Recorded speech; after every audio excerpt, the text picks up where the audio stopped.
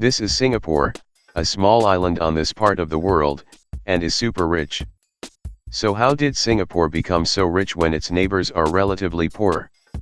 Well, it began with the geography itself. The Strait of Malacca is strategically situated between India and China, two big bosses of trade since the ancient times. Thus, lots of trading kingdoms propped up in this region, Austronesian acting as middleman in the lucrative maritime trade. The Austronesians controlled the spice trade, the crude oil of the ancient world up to the early modern ages, of which the Ottoman has a monopoly in Europe. The Europeans eventually found a way to circumnavigate the Ottomans, and got super rich. Portugal and Spain got to Southeast Asia first, followed by the Dutch, French, and the Brits.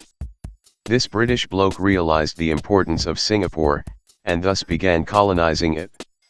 At first, the Brits stick to the shores of the Malay Peninsula as trading posts, but eventually encroached the whole thing.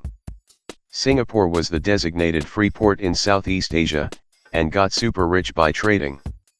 The Brits brought in workers from India and China, because cheap and exploitable labor, so why not? The demographics of Singapore changed drastically, eventually became a Chinese-dominated society. The Brits called Singapore the Gibraltar of the East, because of its formidable naval defense, or so it thought.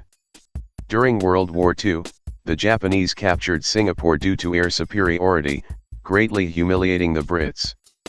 The Asian dudes began to wonder if Asians can be more superior than those Europeans. Anyway, the Japanese eventually surrendered due to big American bombs and some Russians in Manchuria. Singapore came under the rule of the Brits again. Due to lots of ethnic Chinese people in Singapore, the Brits were scared that they were commies. Thus, Internal Security Act was used to detain suspicious commies. Basically, the Singaporean government can do whatever it wanted. Some chaotic episodes later, a self-governing administration was formed in Singapore, and it did quite well, boosting up the economy, education system, labor relations, and housing. It was during this time that Singapore saw the rise of this Mr. Lee.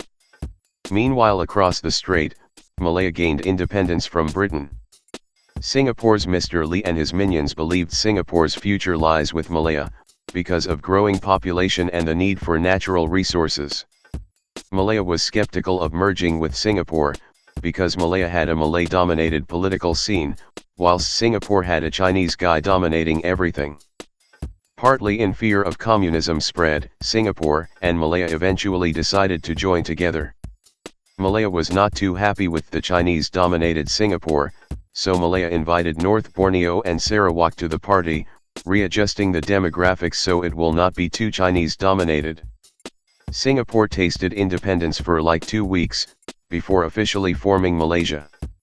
Whilst being a part of Malaysia, Singapore was not happy, because of Malay racist policies. Racial tensions increased, as ethnic Chinese and other non-Malay ethnic groups in Singapore rejected the discriminatory policies imposed by the Malays, such as quotas and preferential contracts, culminating in a race riot in 1964. In addition, Malaya was afraid that Singapore's economic dominance will shift the political power away from Malaya, and Malaya thus imposed economic restrictions on Singapore. Meanwhile, Britain just standing there and witnessed the racial chaos created by its demographics policies centuries earlier. Seeing no further options and wanting to avoid bloodshed, Malaysia expelled Singapore, even though Singapore did not want this to happen. In short, Singapore gained the independence it never wanted. At that time, Malaysia thought Singapore can never survive on its own, and thought that this expulsion will serve as a punishment for all to see, who dares to challenge the Malays. At the time of independence, Singapore faced the real dangers of possible attacks by the Indonesian military, and forcible reintegration into Malaysia on unfavorable terms. Much of the international community was skeptical of prospects for Singapore's survival. But Singapore never gave up. Singapore immediately sought international recognition of its sovereignty, joining United Nations and Commonwealth, and later co-founded ASEAN. Mr. Lee dominated Singapore for decades after its independence from Malaysia, becoming a dictator, but a smart one.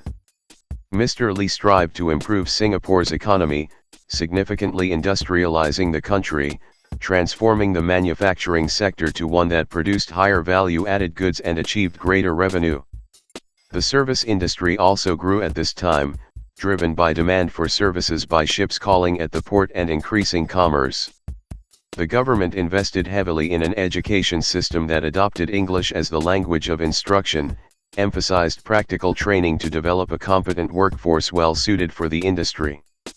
To drive home the point, Mr. Lee, who can speak fluent Mandarin, insisted on using English language when visiting Communist China, to tell the world that Singapore is of high-class breed and English educated, unlike those Mandarin-speaking communist mainland China. To protect itself against larger neighbors, Singapore rapidly established the Singapore Armed Forces, with the secret aid of military advisors from Israel.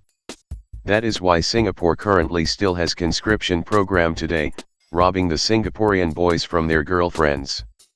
Noting its strategic location, Singapore developed its airport tremendously, becoming one of the best in the world. In short, Singapore pulled itself from a third world to a first world country within a generation, under the leadership of Mr. Lee, whether the Singaporeans like it or not. Meanwhile, across the strait, Malaysia is still bickering about racial policies internally, and fell behind Singapore in terms of economy and social development, even though Malaysia has way more potential with its rich natural resources.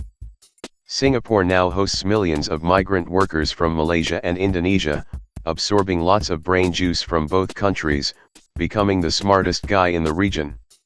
Today, Singapore is one of the best cities to live, one of the global financial hubs, and the center of technology.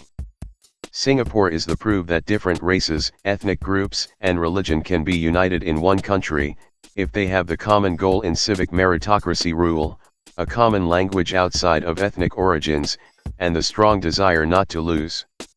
If Singapore remained in Malaysia, it will just be another Malaysian island with underdeveloped potentials. Singapore sees Malaysia as a backward idiot, a very dangerous place full of crime, but a good place to buy cheap petrol, and a place for cheap holidays due to currency exchange.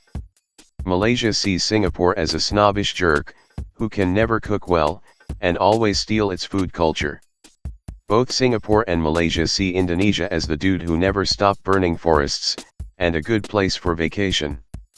Indonesia sees both Singapore and Malaysia as evil jerks who treat their maids poorly. But all of them hate snobbish outsiders who judge their food wrongly. The lesson from Singapore's success is that, work hard against the tide or die trying, and maybe someday you will succeed. Meritocracy and a smart dictator may help you too. Rwanda might get the memo, maybe. Thanks for watching.